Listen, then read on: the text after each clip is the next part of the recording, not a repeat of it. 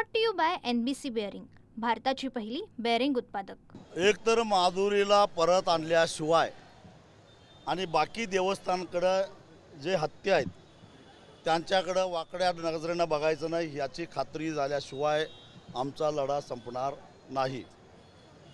आम्ही वर्षानुवर्ष ही देवस्थानं हत्तीचा सांभाळ करतात।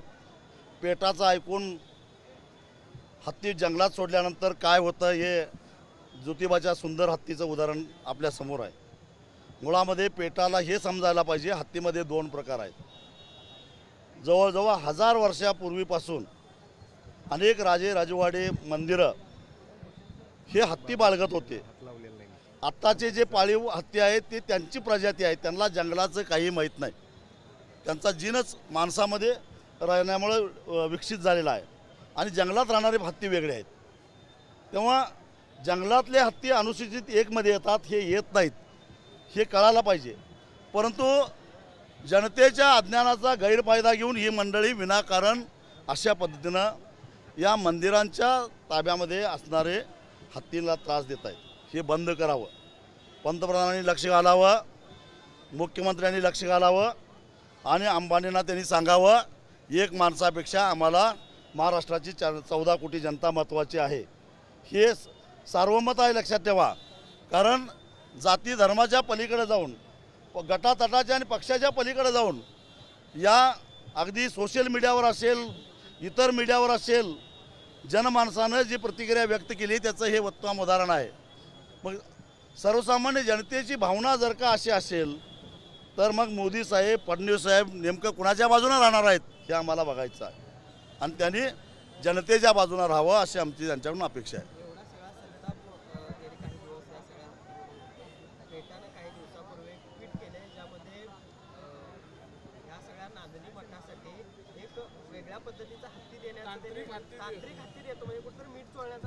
पेटाचे जे काही पदाधिकारी आहेत त्यांच्या पोरांना खेळायला तो हत्ती द्या, आम्हाला नको।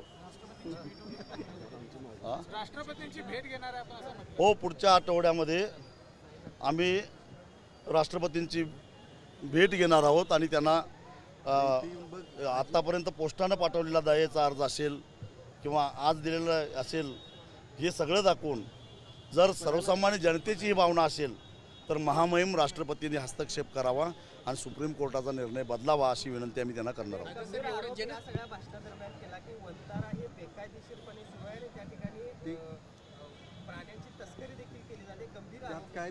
हो, मी जबाबदारीनं बोलतो आणि वनताराच्या प्रशासनानं किंवा त्याचे मालक असणाऱ्या अनंत अंबानीने वनतारा सुरू झाल्यापासून त्या वनतारामध्ये किती मुके प्राणी आले, विशेषतः जंगली प्राणी आले, त्यातल्या कितींच्यावर उपचार झाले, किती मृत्यू पावले आणि ते मृत्यू पावल्यानंतर सक्षम वन अधिकाऱ्याच्या समक्ष त्याच्यावर अंतिम संस्कार झाले का याची माहिती जाहीर करावी।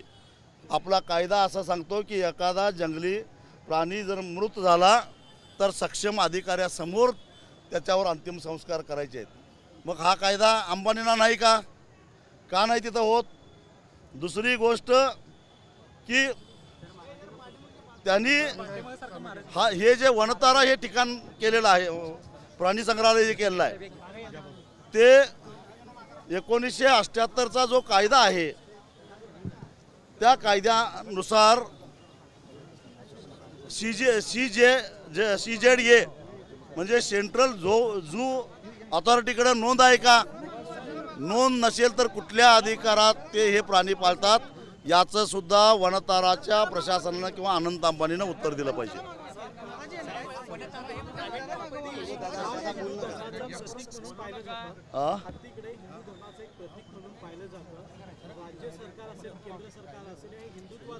अजेंडा समोर करतं, मग या हत्ती संदर्भात या सेंट्रल गव्हर्नमेंटनं तोंडामध्ये मूग घेऊन टाकलं। जेव्हा अंबानीचा विषय येतो त्यावेळी हिंदुत्व बाजूला जातं असंच म्हणावं लागेल।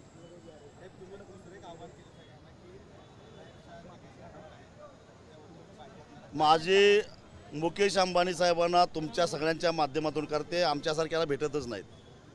लग्नालाही काय आम्हाला बोलवलं नव्हतं, त्यामुळं तुमच्याच माध्यमातून त्यांना विनंती आहे, नका लागू या सामान्य माणसाच्या नादाला।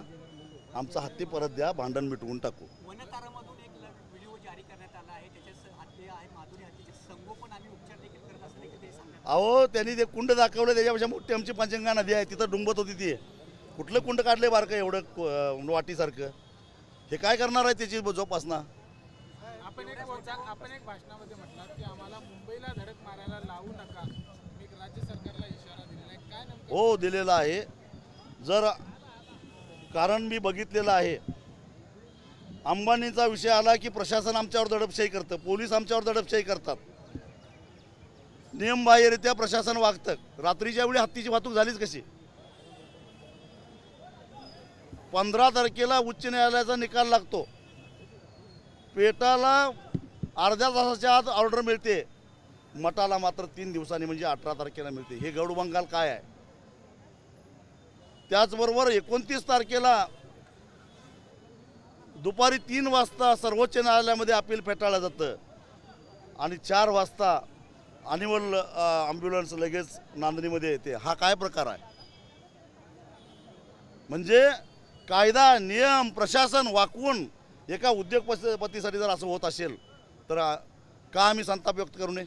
महापालिकेच्या निवडणुकीवर कसा इफेक्ट होणार? आम्ही सगळे त्यांचं भाजपचे जेवढे उमेदवार असतील त्याला पाडा म्हणून सांगायला जाऊ.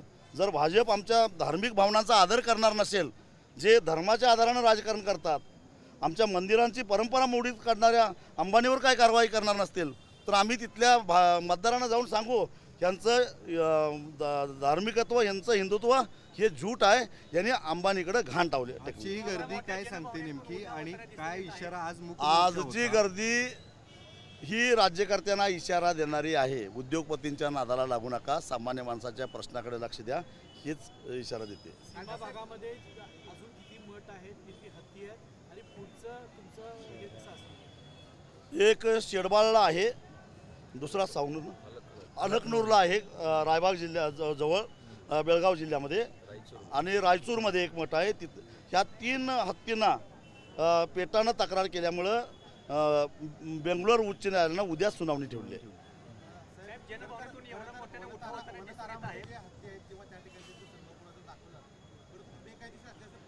आमच्यावर आरोप केला गेला वनताराकडून की माधुरीला साखळदंडानं बांधलं पण मुळात वनतारामध्येच हत्तीला साखळदंडानं बांधलं जातं आहे.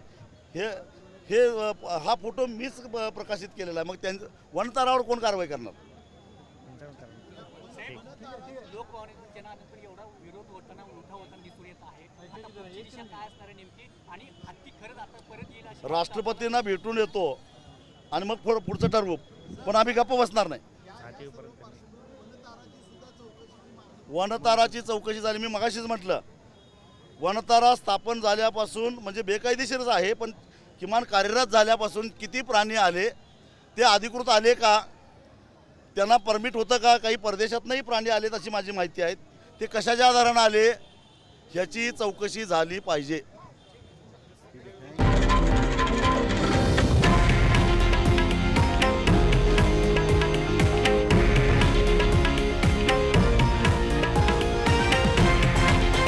हे आहे देशातील नंबर 1 न्यूज नेटवर्क आणि आपण पाहत आहात TV9 मराठी, एकमेव.